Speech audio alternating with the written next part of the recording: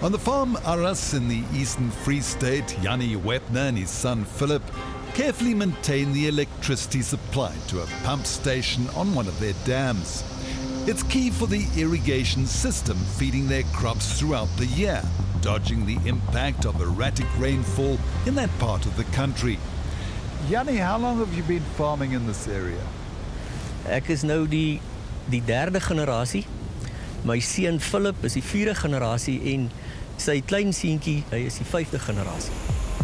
And for the past 40 years, this family's been planting wheat on a large scale only because they have access to reliable electricity to run their pumps. Without the pumps, their crops would wither and die. The 𝗍𝗶𝗄s, like more than 170 other farmers in the area, have access to power through a private electricity distribution network called 𝗀𝗵𝗶𝘀, situated in the town of 𝗃𝗃𝗃. The 𝗀𝗵𝗃𝗃 network also supplies power to a large fertilizer plant and a chicken farm where more than 800,000 chickens are raised. The farms and industries using the network in turn provide jobs for thousands of people in the area.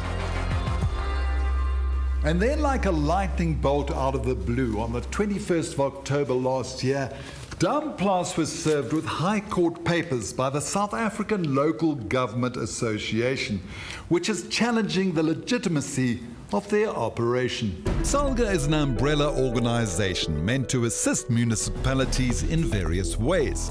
Thabo Bosman is a potato farmer and an attorney acting for 𝗀𝗵𝗃𝗃. He worries that 𝗀𝗃𝗃's court action will derail 4 decades of success. Give us a synopsis, Thabo. What are they saying? They want to take our existing rights away. They say that municipalities have the exclusive authority to reticulate electricity within their jurisdictions.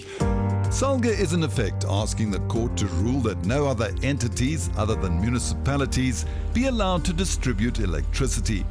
If it succeeds, it'll spell the end of 𝗀𝗀𝗃𝗃.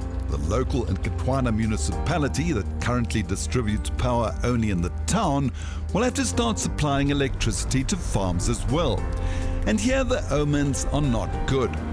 On our arrival in 𝗃𝗃𝗃, we stopped in the town centre and were struck by the neglect, infrastructure crumbling and streets in total disrepair.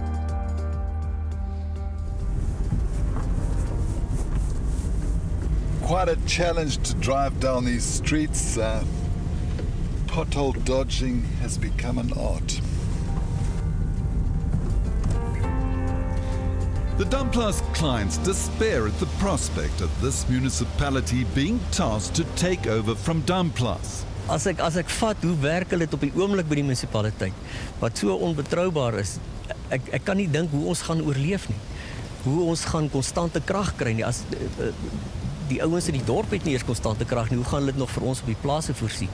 𝗀𝗃𝗃's customers can't understand the court action because they've always done things by the book, they say. They have a current contract with Eskom and they've been licensed by the National Energy Regulator to distribute power to that particular area. It seems 𝗀𝗃𝗃 now wants to nullify these long-standing legal agreements. It's no wonder then that 𝗀𝗃𝗃's sudden interest has raised some serious questions. Like why this High Court action and why now?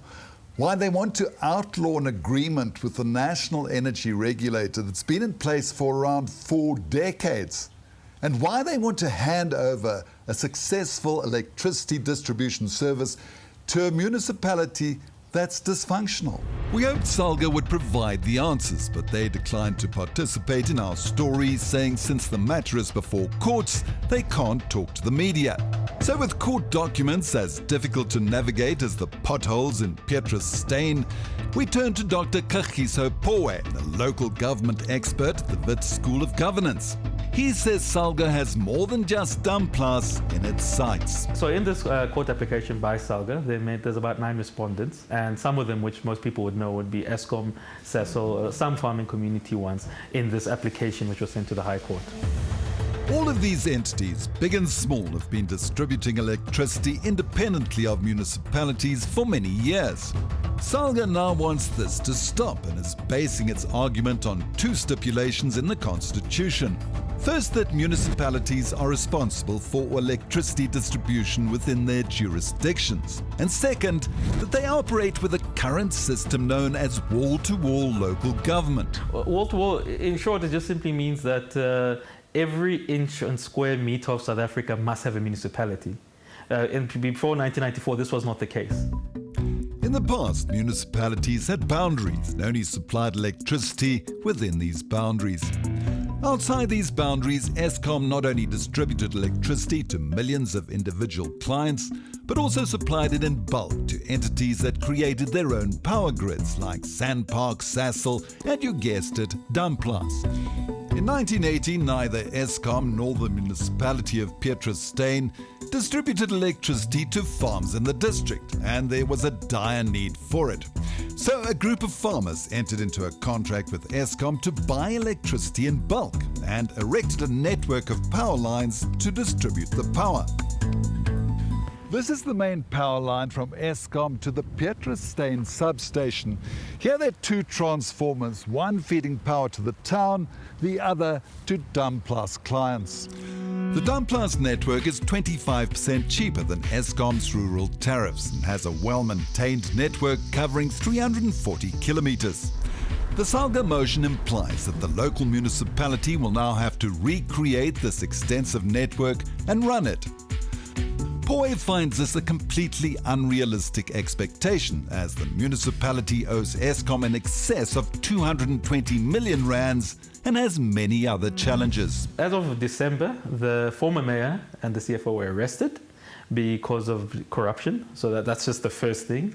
The Auditor General has long raised, I think for the last 3 years, has raised the issue that, listen, they're not really being accountable with their finances and what they do. So by all intents and purposes, it's a collapsed municipality and the region is a collapsing region. And if this municipality is unable to supply power to the district, it'll have disastrous consequences for farmers. Could you farm without 𝗀𝗋𝗆 electricity?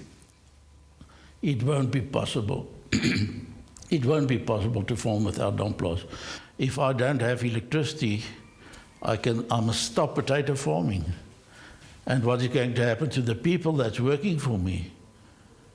All the potato farmers make use of lots and lots of people working for them. 𝗶𝗶𝗴𝗶 also points out that countrywide, the majority of local municipalities are dysfunctional and bankrupt and unable to raise revenue to keep afloat. And this lack of funds is a clue as to what may be at stake in the 𝗀𝗃 motion. It's a simple answer, this one, and I think I'll be quite short. It's money.